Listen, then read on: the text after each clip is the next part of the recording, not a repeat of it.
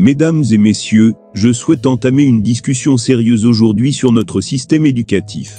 Actuellement, il est manifeste que notre système éducatif souffre de graves lacunes.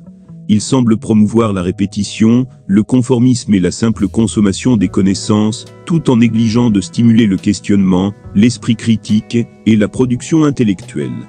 Dans une précédente vidéo, nous avons examiné en profondeur le système éducatif en Afrique, en particulier dans les pays de la zone francophone, qui semble former des jeunes destinés au chômage. Il est indiscutable que l'Afrique a un besoin urgent d'industrialisation, d'énergie solaire, et peut-être même nucléaire pour son développement. Cependant, tout aussi crucial que cela puisse être, il est impératif que les pays africains francophones entreprennent une réforme en profondeur de leur système éducatif défaillant. Dans cette vidéo, nous souhaitons partager avec vous le point de vue des membres du Mensa, qui ont attiré l'attention sur les insuffisances flagrantes de l'éducation reçue par les jeunes en Afrique francophone. Avant de poursuivre, j'aimerais vous encourager à soutenir cette discussion en appuyant sur le bouton « J'aime » sous cette vidéo. Cela signale à YouTube que cette vidéo est pertinente et importante, ce qui la rendra plus visible pour un public plus large. De plus, je vous invite à réfléchir à cette question et à la partager dans la section des commentaires. Pourquoi la SEDIO et d'autres organisations africaines ne semblent-elles pas engagées dans l'amélioration du système éducatif des pays d'Afrique francophone qui sont sous l'influence de la France? Votre opinion compte, alors partagez-la. Maintenant, poursuivons notre réflexion sur le système éducatif en Afrique. Notre système éducatif actuel est en état de crise et il est temps de l'examiner de plus près. Voici quelques-unes des problématiques que nous pouvons identifier. 1. L'éducation n'est plus une priorité pour nos États. Elle ne reçoit pas l'attention qu'elle mérite de la part de nos dirigeants, qui ne lui allouent pas les ressources nécessaires. En conséquence, le taux d'abandon scolaire sur notre continent est alarmant, privant de nombreux jeunes des opportunités futures. 2. Malgré une augmentation significative du nombre d'établissements scolaires, les matières enseignées sont souvent déconnectées des besoins réels de développement. Elles ne tiennent pas compte des réalités mondiales, et les domaines tels que les sciences, la technologie, la recherche et la formation professionnelle sont souvent négligés. Pourtant, ce sont ces domaines qui alimentent les emplois actuels et façonnent les métiers de demain. 3. L'enseignement a perdu de sa noblesse. Le corps enseignant et les chercheurs ne sont plus considérés pour ce qu'ils devraient être, les gardiens du savoir et les catalyseurs du progrès. Cette perte de statut a un impact direct sur la qualité de l'éducation.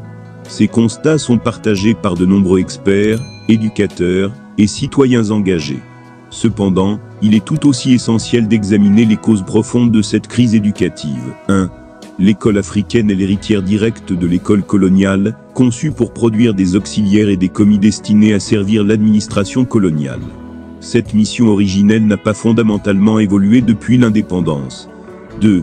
Nos dirigeants ont souvent cédé aux pressions des prêteurs et partenaires financiers internationaux, négligeant ainsi l'éducation au profit d'autres priorités.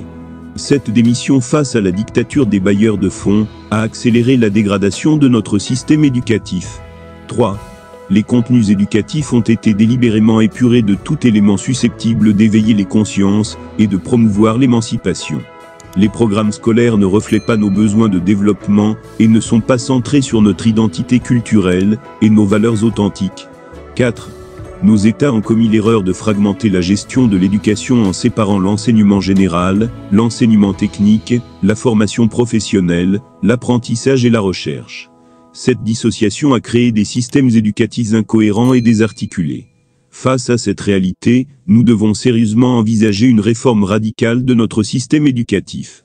Voici quelques pistes de réflexion pour transformer l'éducation en un moteur de développement et d'émancipation. 1.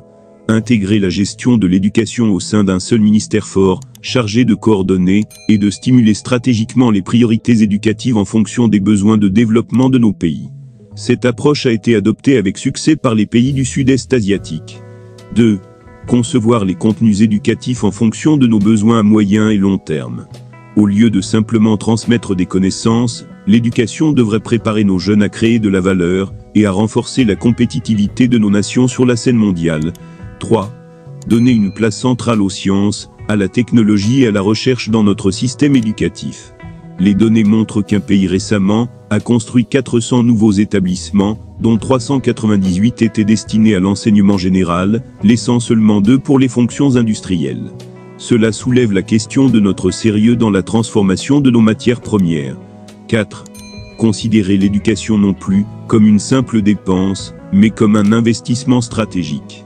Augmenter de manière significative, les investissements dans l'éducation est essentiel pour créer des sociétés prospères et résilientes.